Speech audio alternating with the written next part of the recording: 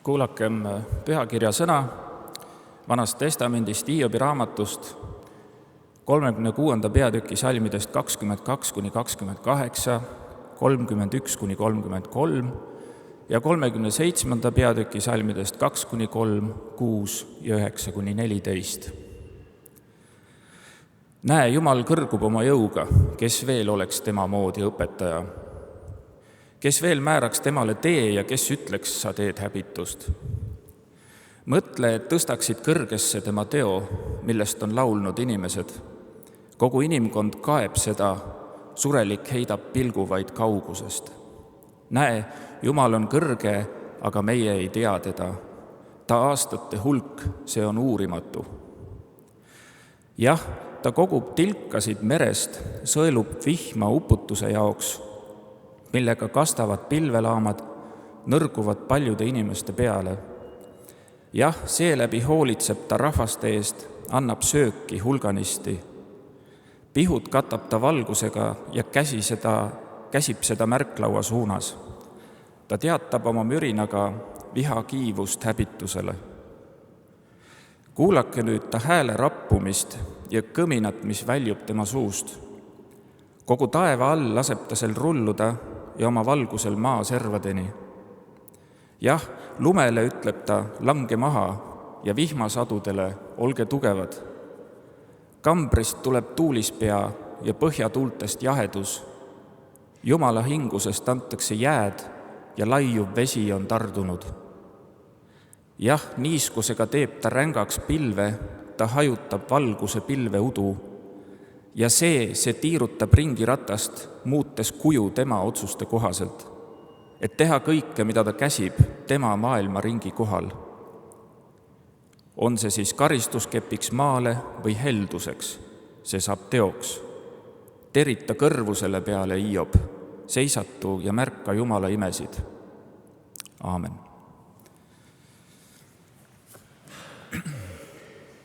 Armas kogudus, armu teile ja rahu meie Issandalt Jeesuselt Kristuselt.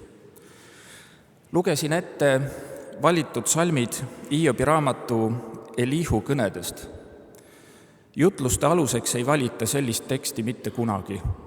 Sellepärast ei olnud seda ka perikoopide tänaste tekstide hulgas. Aga see olukord on ebaõiglane. Seepärast tegeleme täna just nimelt Elihu kõnedega ja teeme natukene ajalugu. Miks ei peeta Elihu kõnede teemal jutlust? Selleks tuleks alustada õige kaugelt. Hiobi raamatus vaidleb Hiob teatavasti oma 3 sõbraga, Elifase, Bildadi ja Soofariga. Kui hulk vaidlust on peetud, Hiob pidanud 8 kõnet ja sõbrad 8 kõnet, siis peab Hiob veel ühe väga pika, Jumalale suunatud monoloogi. Selle peale avab järsku sõna otseses mõttes justkui ei kusagilt välja ilmunud 4. sõber Elihu oma suu ning peab 4 kõnet järjest. Või võib öelda ka, et ühe pika 6 peatükki hõlmava monoloogi. See on tähelepanuväärne. Elihust pole olnud ju Hiobi raamatu alguses juttu, kui tutvustati 3 sõpra, ega räägita temast ka raamatu lõpus, kui Jumal annab 3, mitte 4 sõbra kohta hinnangu, et nad ei ole rääkinud õigust.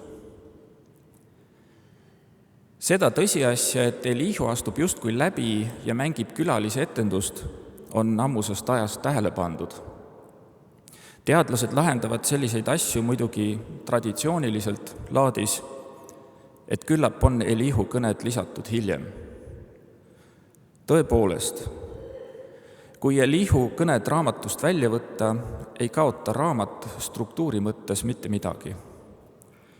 Tähelepanekud selle kohta, et kõned võiksid olla lisatud kellegi hilisema poolt, on mõjutanud kahtlemata ka eksegeetide negatiivset või ükskõikset hinnangut Elihule.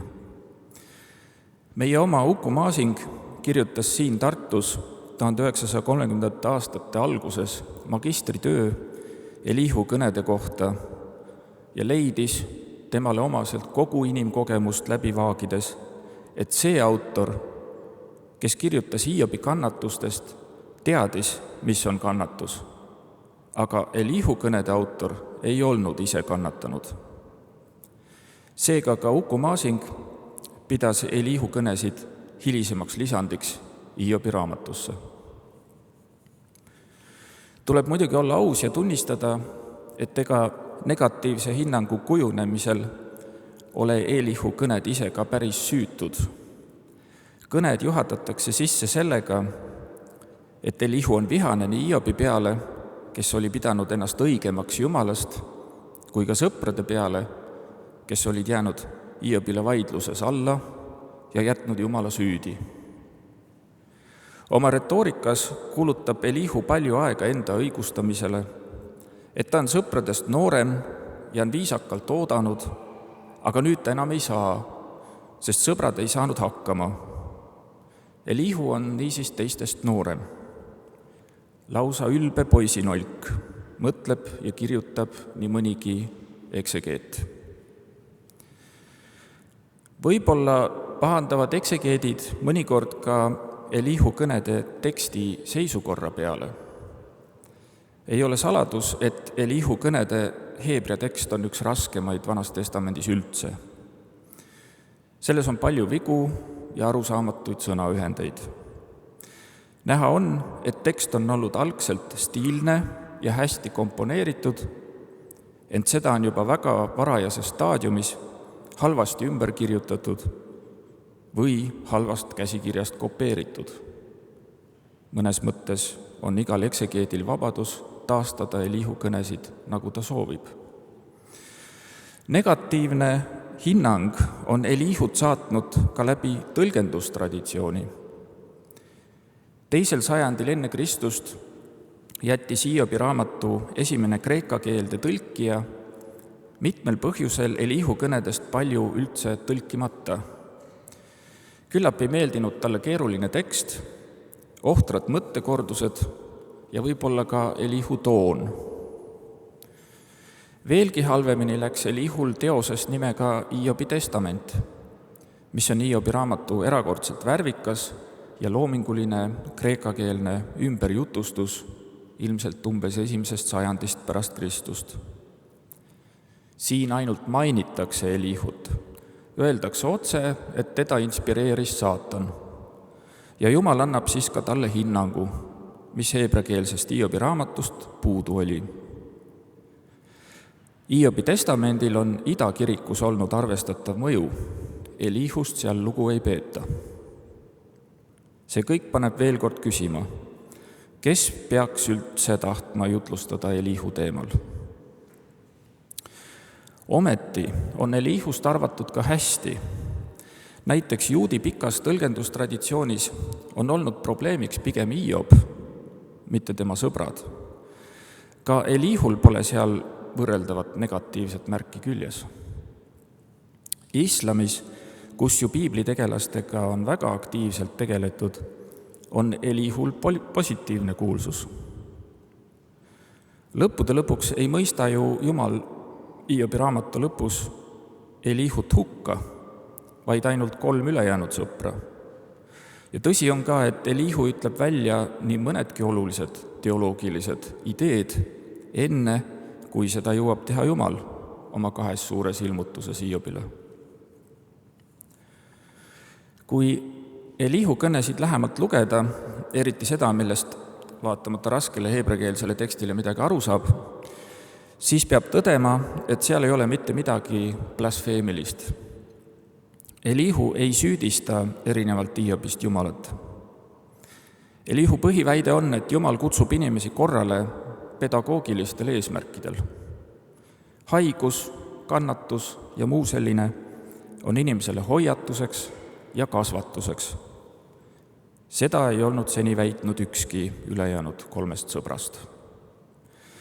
See on Elihu innovaatiline panus diskussiooni kannatuse üle.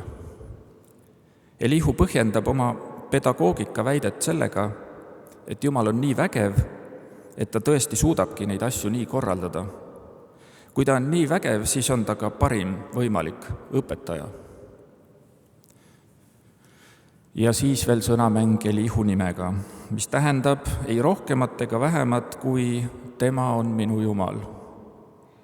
Elihu isa nimi on Barakel, Jumal õnnistab. Elihu on pärit Raami hõimust, mis tähendab kõrget või ülevat. Miskit pole siin juhuslik. Elihu astub üles peaaegu prohvetina.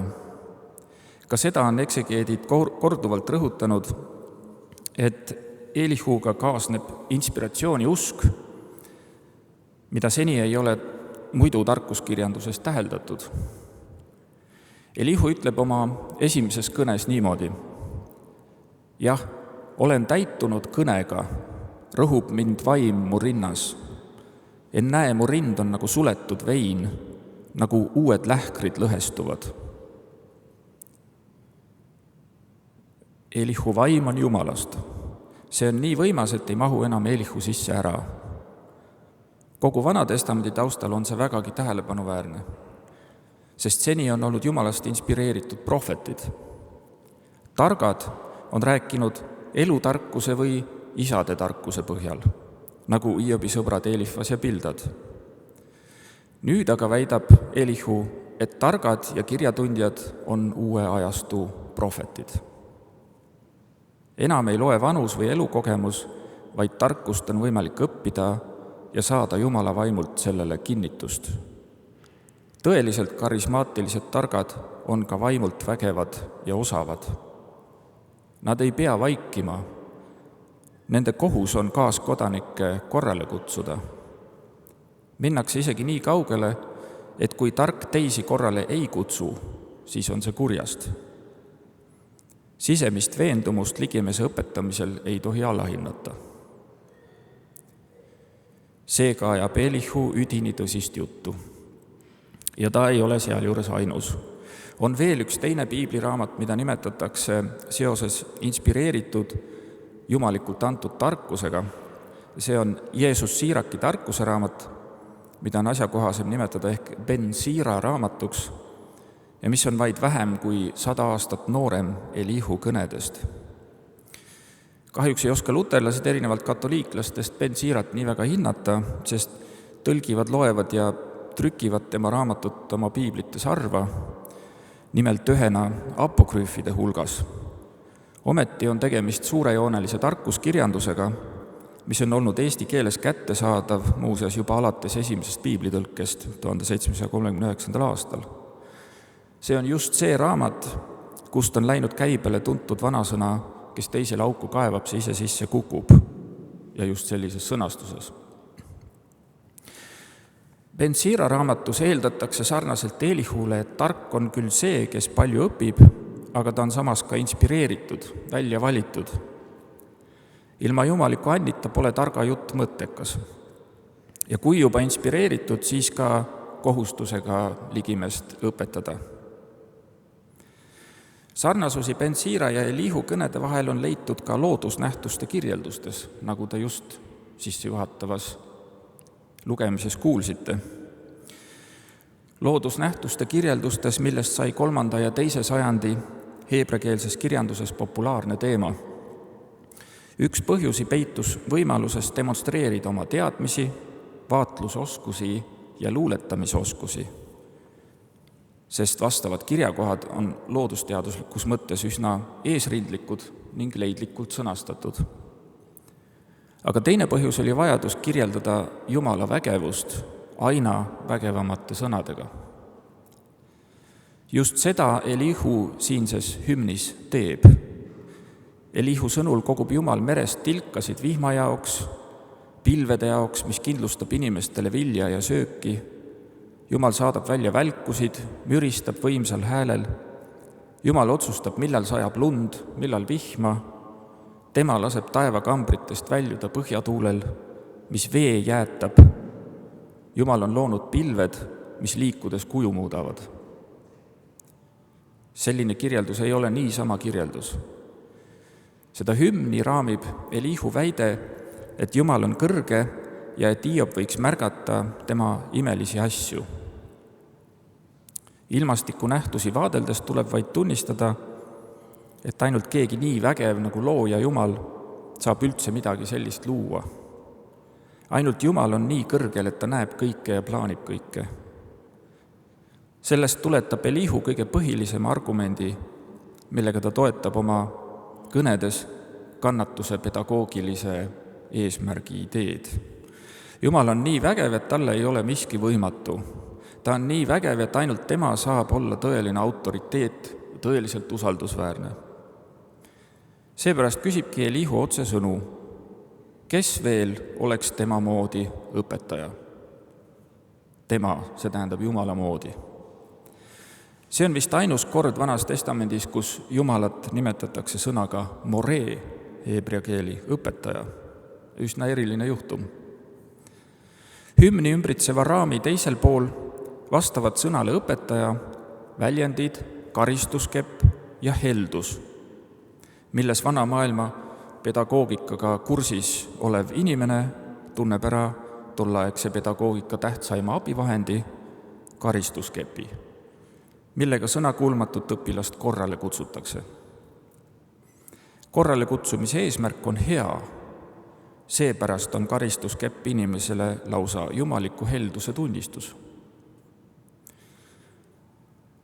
Nagu näha, on siis olemas piiblis tekstid, mis nimetavad Jumalat õpetajaks. Küllap usume isegi aeg-ajalt, et piiblisõnaga saab kasvatada inimesi, kogudust ja ühiskonda. Loodame ju, et 10 käsust on kasu, kui inimesed neid vähegi peavad. Sellega eeldame ju ka, et Jumal õpetab. Elihu kõnesid võib seega rahumeeli rehabiliteerida. Neil on oma koht teise templiaegses tarkuskirjanduses ja arengus, kus loomisteoloogia ehk looja Jumala vägevus ja kõrgus toetab üleskutset Jumalat usaldada ja mitte temaga oma õiguse pärast vaielda. Aga ometi jääb midagi ikkagi ka kriipeldama. Kas kannatust saabki seletada pedagoogikaga? Inimene teeb natuke pattu, saab selle eest pisut rohkem karistada, kui peaks, et ta oleks järgmisel korral natuke targem ja ei teeks enam kunagi pattu. Kas nii? Ilmselt päris lõpuni see seletus ikkagi ei aita. Sellepärast on meil olemas Hiobi raamat kogu oma täiuses, kogu oma mitmekesisusega. Siin kõnelevad erinevad hääled kannatusest ja käitumisest kannatuse sees. Üks hääl ütleb, et kannatus on ebaõiglane, teine ütleb, et ei ole kannatust ilma inimese enda antud põhjuseta, kolmas ütleb, et kannatust on alati ja tuleb ära kannatada, neljas kurdab lõputu kannatuse pärast, viies kordab järjekindlalt, et alatud saavad karistatud, kuues arvab, et surelik ei suudagi päris ilma patuta elada ja vajab Jumala abi. Tõesti, kõik need arvamused ongi võimalikud ja inimkonnas alati esindatud. Meie enda eluski on momente, kus arvame ühtemoodi ja neid teisi momente, kus arvame teistmoodi. Aga selle viimase seisukoha juurde Hiobi raamatus, et ajalik inimene ei suuda ilma patuta ja vajab ajatu Jumala päästet, tahtsingi jõuda. Teame kristlastena, et süüdi olemise tunne, patutunne tuleb ikka ja jälle tagasi. Ükskõik kui palju me ka ei püüaks oma vigadest ja kannatustest õppida. Ikka tunneme, et vaid kõikvõimas õpetaja aitab tõeliselt siis, kui ta meid lunastab. Elihu moodi ei pea me kannatust lihtsalt ära kannatama, vaid meile antakse võimalus õppida. See on hea, aga vajame sellegi poolest Kristust. Seega, olgu tervitatud Kristus. Aamen.